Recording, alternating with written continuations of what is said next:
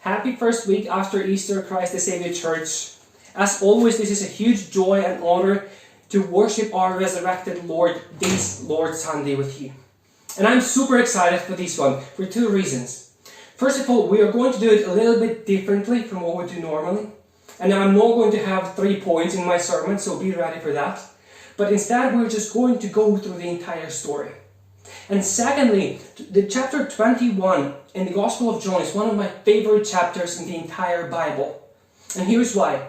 If you are a fan of Marvel, as I am, you know that you go to see their movie, any of them, in a cinema.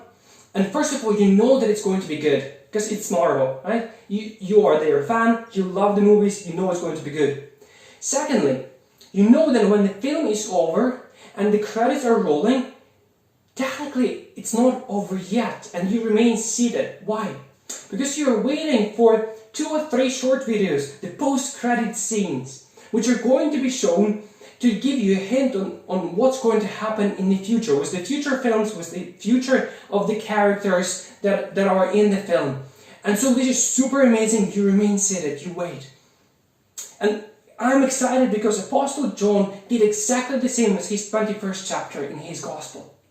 We read in 21st chapter verse 1, after this Jesus revealed himself again. After what?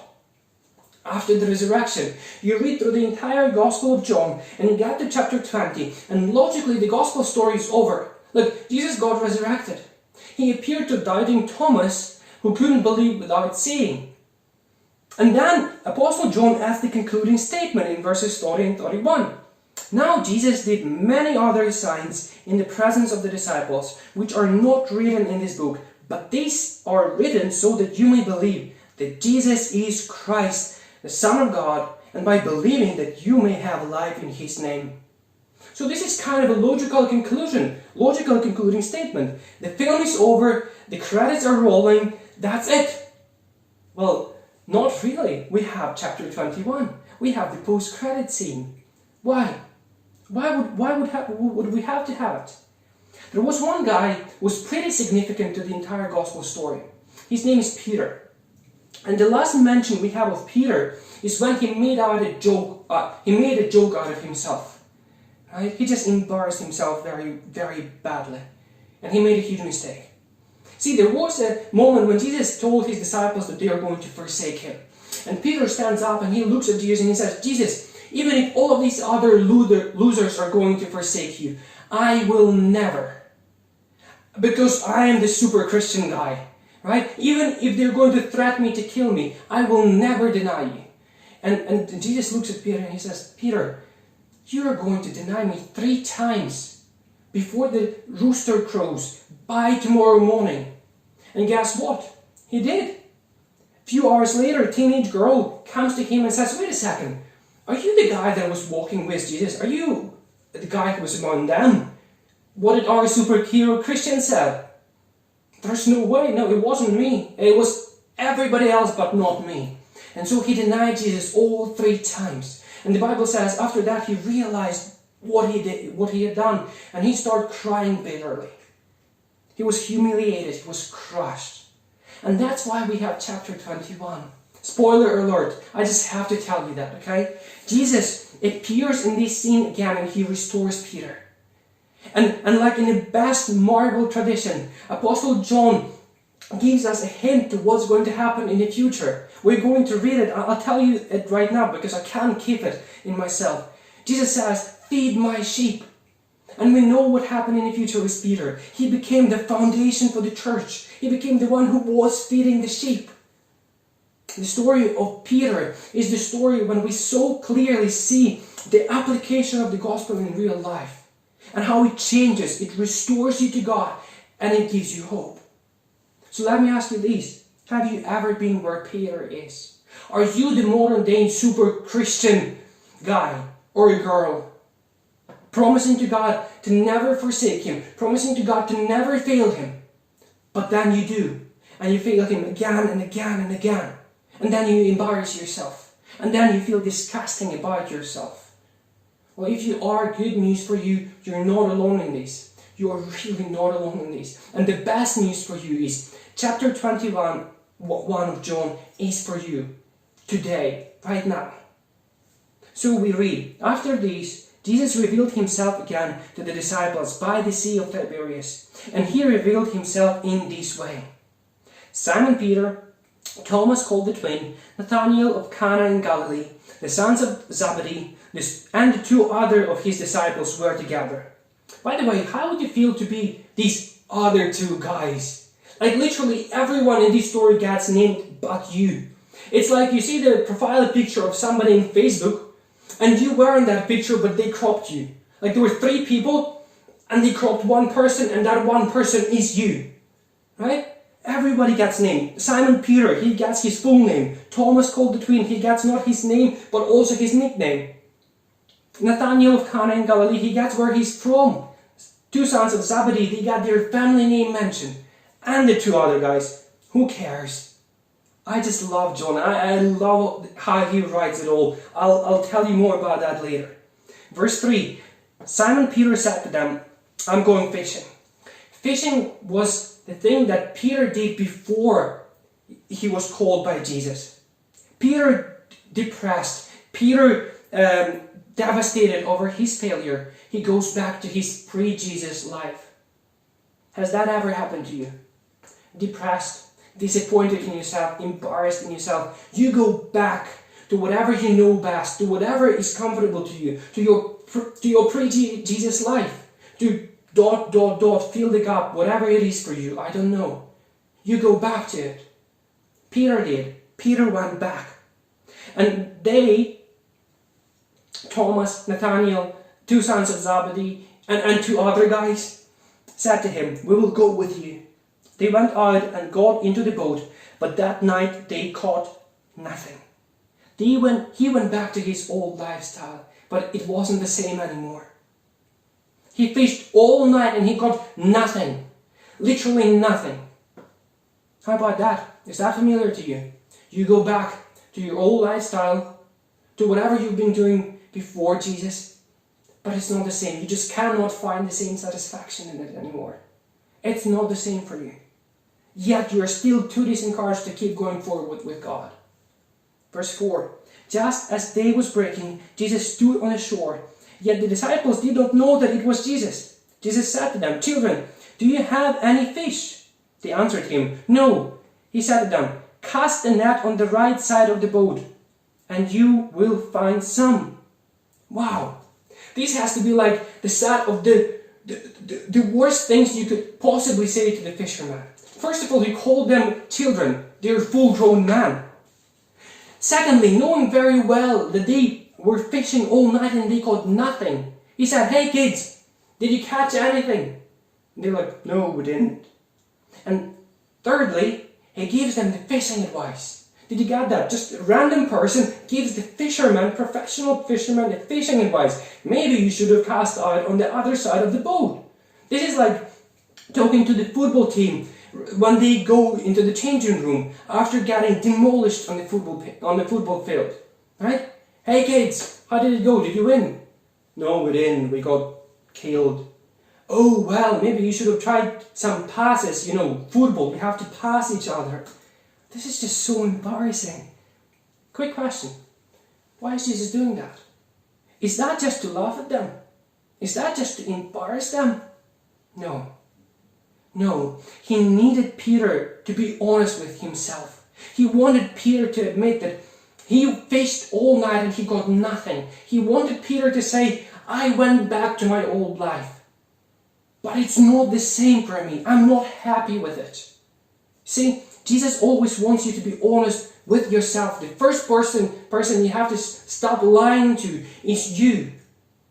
I'm just not happy where I am at the moment. I fished all night and I caught nothing. I worked all life long on my acceptance, on my salvation. I tried to get it. I tried to be nice. And I'm just tired.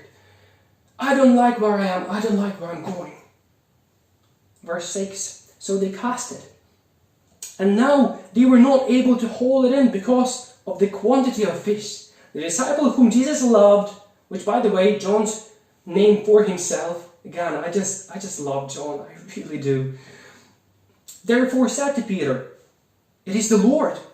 When Simon Peter heard that it was the Lord, he put on his outer garment, for he was stripped for work, and threw himself into the sea. The other disciples came in the boat. I really don't know who can outswim the boat. Like literally. I can see Simon Peter jumping in the water, just fighting through the waves, through the water. And the disciples are just simply rowing back the same direction. They are probably even faster than Peter, rolling their eyes on Peter like literally you could have stayed. We're all going the same direction. Why was it necessary for you to jump? It was actually quite important, and I'll explain you why in a second.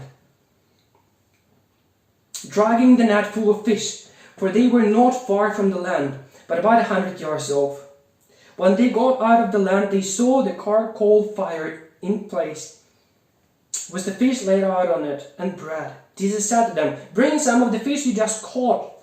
And so Simon Peter went aboard and hauled the net ashore, full of large fish, 153 of them. By the way, do you know what's significant about number 153? What's important about it? Nothing. Literally nothing. This is a random detail which came to John's memory when he was writing his gospel. And these kind of details prove that these stories are not fake. You do not add these kind of random details in a story you create. So it actually happened. This was an eyewitness account. He remembered. There were 153 fish. Write it down. Evidently, it was more important for him to write 153 than the names of the two other guys, right? 153 fish. Write it down. The name of the two other disciples. Who cares? I love John. I really do. What image do you have of Peter so far? Two words come to my mind. Continuous effort. He's jumping in the water. He's swimming, fighting through the water. He's hauling the net of the fish. He's always working. He's always trying to be the super one. Look at me, Jesus. I got it. I'm swimming to you. The others are in the boat. Jesus, you need fish. Oh, there is the net of fish. I will bring it myself. I don't need any help. Meanwhile, Jesus is standing there beside the breakfast, which he has already prepared for Peter. Did you notice that? In verse 9, did Jesus really need Peter's fish? It said that he had already fish on the fire with the bread prepared. The breakfast was ready. Where did he get the fish? Well, he's Jesus. I don't know. He has a pretty cool relationship with fish. A few chapters earlier, he had 5 fish and 2 loaves of bread, and he fed thousands and thousands of people with them. He could have just created it. He could have caught it. I don't know. He's Jesus, right? But do you see the contrast in this chapter between Peter's feeling like he needs to prove himself all the time and Jesus' invitation for Peter to rest? He literally said, "Come and have breakfast with me." For Peter, his relationship to God were always about working, about proving, about being the best, about being the super kind of the model guy. He is the strongest. He's the most reliable. "I will not deny you if others will. I will not leave you. Jesus, I will protect you." And Jesus didn't need anything from Peter. He didn't even need his fish. This was not the first time, by the way, that Jesus done this whole cast out the net on the other side of the boat to Peter. When he met him, when he called him to follow him, he told exactly the same words Jesus said. And they did it. And they had exact same situation where there was a lot of fish, they couldn't cope with that. And so in that moment, Peter, realizing the glory of Jesus and who he is, and the fact that he commands fish, he fell on his face and he said, "Depart from me, Lord, for I am a sinful man." The glory of Jesus in that moment made him want to run away. Right now, the glory of Jesus make him want to jump in the water and make him want to come close to Jesus. See, he sees the love, the tenderness, the grace Jesus has for him, and he wants to draw close to him. But he hasn't learned how to rest in Jesus. And he still proves himself. And I totally get that. I totally get that. See, you look at the story of Peter, and this is my story as well. Like, for all my life, for a huge amount of my life, I was trying to prove something to God. I was trying to prove something to other people. Things like, I can do it. If not I, then who? This is my duty. I am the responsible one. I don't need help. I used to say that all the time. Trying to just impress someone, trying to be the best kind of person, the model Christian. This is why I love these stories so much, because Peter's story is my story. But it's not only my story. A lot of us, a lot of you today, you see the glory of God and it draws you close to Him. You want to go close to Him. You see the love He has for you and the grace He has for you. Yet you haven't learned how to rest in Him. How to rest in the fact that He has finished your work of salvation. He did it for you. And you still hasn't learned the fact that there is nothing you can do to make God love you more. And there is nothing you can do to make God love you less. Christian, God has finished your salvation and your acceptance in Christ. All the things that would displease God, all the things that you have committed and you will commit, were put on Christ at the moment of His death. We've talked about it two Sundays ago. Christ died in your place so that you could take His place of righteousness. Here's the truth. An understanding of Jesus, an understanding of the nature of the gospel leads you to a profound rest. Don't get me wrong here. Christians work, and they work hard, and they are good people, and they are good and moral people. But they do it with a completely different spirit to what Peter does here. They work hard not in order to be accepted, but because they are accepted. They work hard not because they want to earn God's approval, but because they have it. They work hard not because Jesus needs them, but because they delight in working with whatever Jesus does in their life and in the life of the other people. The acceptance of Jesus is a gift to you based on His work alone, and not based on your merit. Verse 20. Jesus said to them, "Come and have breakfast." That is the invitation. That is the invitation to rest. Come, have breakfast. Now, none of the disciples dared to ask Him, "Who are you?" They knew it was the Lord.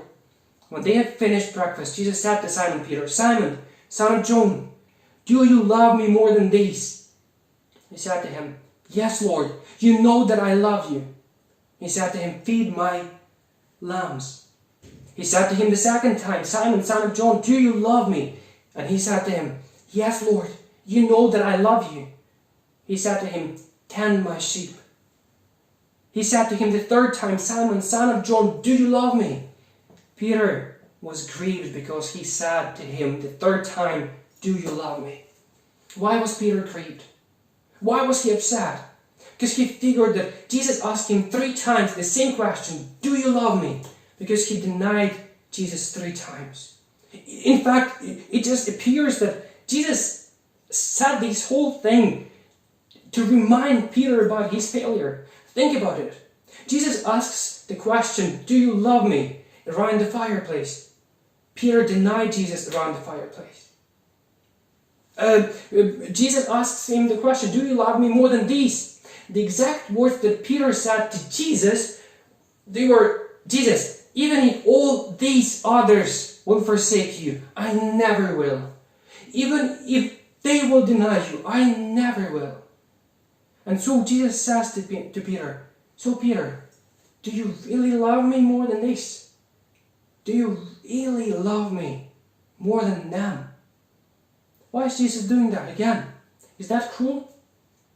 Is He trying to embarrass people? Is He trying to laugh at Peter? No, He's just showing His love and tenderness here. He's trying to show Peter that the basis of his acceptance is not his performance. Jesus' love and acceptance is given as a gift based on His finished work alone. And so God allowed Peter and God allows you to fail so that you would know that it is grace and God's finished work alone and not your righteousness that is the basis of your acceptance. You see, so often our self-righteousness is number one thing that keeps us away from Jesus.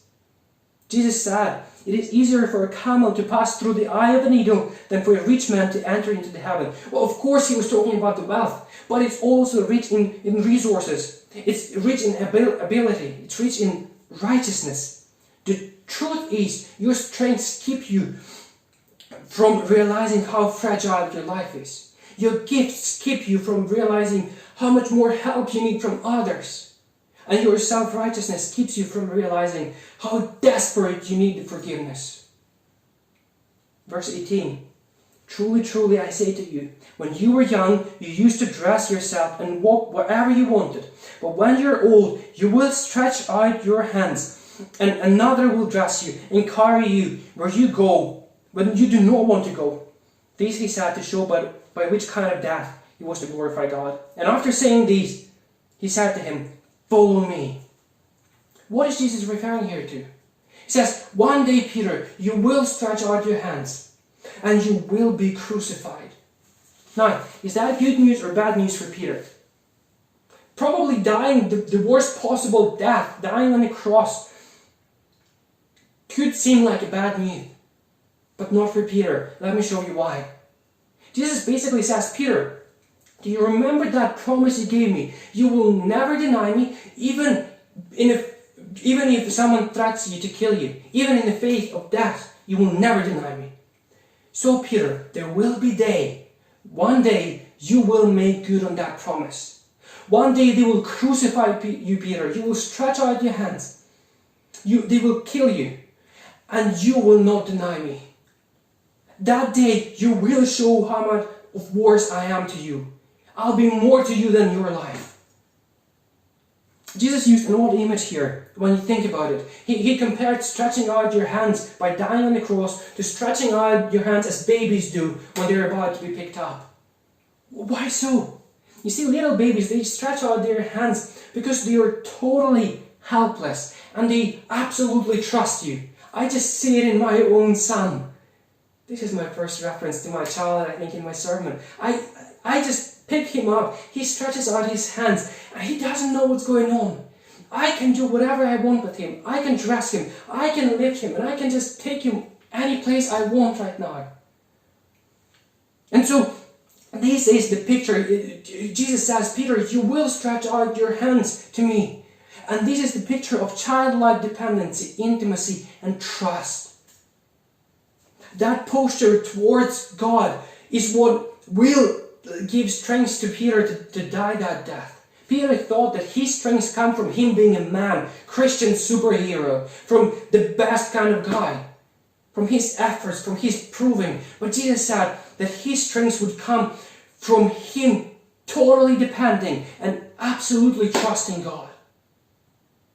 You just open your hands and you trust me in the moment of your death. And just when you thought that the story is over and Peter cannot possibly say anything wrong, Peter turned, verse 20, Peter turned and saw the disciple whom Jesus loved following them, the one who had leaned back against him during the supper and said, Lord, who is that going to betray you? Which is John. When Peter saw him, he said to Jesus, Lord, what about him? Jesus just told Peter, Peter, you're going to love me. Peter, you're going to lead for me. Peter, you are going to show the greatest courage by trusting me and dying on the cross for me. And Peter just looks around and he sees John and he says, Jesus, what about that man? I'm going to die. What about him? I can just see Jesus in that moment just rolling his eyes. And for the last time, Peter, would you stop comparing yourself to others? In verse 22, Jesus said to him, if it is my will for him to remain until I come, what is that for you? Follow me. Wow. What a post-credit scene. Marvel is just bursting with jealousy somewhere in a corner. Together we just saw the beauty, the power of the gospel applied in real life. It restores, it humbles, it gives you hope. The lesson we learn from John 21 is very simple. Friends, stop performing tricks before Jesus. Stop impressing Jesus. He doesn't need you to impress him. He doesn't want you to be a super Christian. He is the only one super with the title super in this story. Stop performing. He did it for you. Instead, he wants you to depend on him. He wants you to totally trust him, like the baby trusts their parents. He invites you to rest in the gospel, restoring you from your past failures, from your past life, equipping you for the life prepared for Him. And He said, follow Him, follow me. He said it to Peter. He says it today as well to you. Follow me. This is John 21. That was for Peter. Today that is for us. Today, John 21 is for you. Lord, I thank you so much for the Gospel of John. Thank you so much for this post-credit scene. Lord, I pray for it to be an encouragement to all of us today. Lord, I pray for this to be a special message for the people listening. Lord, you encourage them. Thank you for reminding us that we are not our efforts are the basis for our acceptance before you. It is Jesus' your finished work alone. Lord, thank you for encouraging us to rest in you. Thank you for encouraging us to know that our strength comes from you and you alone, in total dependency and total trust to you. I pray for this message to be helpful and to be applicable in the people's life. We want to give you glory in everything, Lord. In Jesus' name we pray. Amen.